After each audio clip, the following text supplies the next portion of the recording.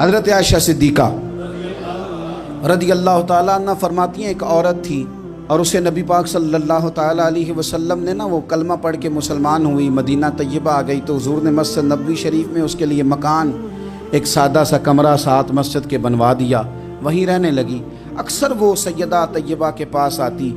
تو حضرت عائشہ صدیقہ رضی اللہ تعالیٰ عنہ فرماتی ہیں وہ بڑی باتیں سناتی اور آخر میں کہتی وہ ہار والا دن بھی بڑا عجیب دن تھا اور میرے رب کی قدرتوں کا دن تھا، وہ بھی بڑا عجیب دن تھا۔ سیدہ عائشہ صدیقہ رضی اللہ تعالیٰ عنہ ایک دن فرمانے لگی کہ تو ہار والے دن کا بڑا ذکر کرتی ہے، وہ کیا دن تھا؟ تو خاتون کہنے لگی اماں جی وہ دن تھا جب میرے رب پر بھروسہ اور مضبوط ہو گیا، جس دن میرا اپنے رب پر توکل اور بڑھا، میرے ایمان میں یقین میں اور پختگی آئی۔ کہنے لگی میں ایک گھر کی کنیز تھی، نوکرانی تھی، اس گھر میں ایک بچی تھی جس کے پاس سونے چاندی ہیرے جواہرات کا ہار تھا۔ اس زمانے میں چمڑے کے اوپر لوگ ہیرے جواہرات لگاتے تھے، کئی دفعہ سرخ رنگ کے چمڑے پہ لگائے جاتے تھے، وہ بچی پہنتی تھی تو کہتی ہوں بچی کے اس نے اتار کے رکھا یا اس سے گرا وہ ہار تو چیل اسے اٹھا کے لے گئی گوشت سمجھ کے اور میرے سامنے اٹھا کے لے گئی۔ گھر والوں نے مجھ سے پوچھا، یہ بخاری میں موجود ہے، گھر والوں نے پوچھا مجھ سے کہ وہ ہار کہاں ہے تو میں نے کہا چیل اٹھا کے لے گئی۔ گھر میں کچھ چوری ہو جائے تو سب سے پہلا الزام کس پہ لگتا ہے؟ ملازمین پہ۔ کہتے انہوں نے مجھے بڑا مارا، بڑی تکلیف تھی، حتیٰ کہ میری شرمگاہ تک کی تلاشی، میری عزت اتنی خراب کی میں بتا نہیں سکتی۔ میں نے اپنی زندگی میں ایک واقعہ دیکھا، ایک امیر گھر میں چوری ہو گئی، ملازم کو اتنا مارا کہ وہ چارپائی پہ پڑ گیا، پولیس والوں سے اتنی مار پروائی گئی کہ وہ بیچارہ چارپائی پہ پڑ گیا اور پھر وہ اتنا بیمار ہوا اور کچھ دنوں کے بعد پتہ چل گیا کہ چور تو اپنا بیٹا ہے ان کا، پھر اس کا انتقال ہو گیا۔ اب وہ سیٹھ صاحب اور گھر والے آ کے مرنے والے کے کان میں معافیاں مانگ رہے ہیں، کان میں۔ تو میں نے ان سے پھر کہا تھا کہ یہ تو اب چلا گیا ہے،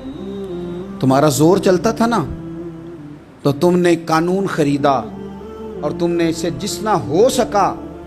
تم نے اسے مار پڑوائی، تمہارے پاس جو عدالتیں تھیں تم نے وہاں کارروائی کی، اب ایک عدالت قیامت کے دن لگے گی۔ یہ کمزور تھا نا، کچھ کر نہیں سکا۔ میرے نبی پاک صلی اللہ علیہ وسلم نے فرمایا سن لو، اگر سینگ والی بکری نے بغیر سینگ والی بکری کو تکلیف دی ہوگی نا تو قیامت کے دن اسے بھی بدلہ دینا پڑے گا کہ تیرے پاس سینگ تھے اور تو نے اسے مارا تھا۔ وہ خاتون عرض کرتی ہے سیدہ عائشہ کی خدمت میں کہ مجھے بڑا مارا، مجھے تکلیف دی، میں کہہ رہی تھی کہ میرے سامنے چیل لے گئی ہے پر وہ نہیں مان رہے تھے، اماں جی انہوں نے مجھے بڑا مارا۔ حضرت عائشہ صدیقہ کہتی ہیں پھر کیا ہوا؟ کہنے لگی اماں جی جب کوئی میرا مددگار نہ رہا، مجھے تکلیف دے رہے تھے، رسوا کر رہے تھے، تو میں نے اپنے رب سے مدد چاہی، میرے رب کی طرف میں نے توجہ کی، میں نے کہا مالک اب تو ہی میرا مددگار ہے۔ کہتی ہے وہ مجھے مار رہے تھے تو وہ چیل جو ہار لے گئی تھی وہی لے کے واپس آ گئی اور ہمارے سروں کے قریب لا کے اس نے جب اس ہار کو پھینکا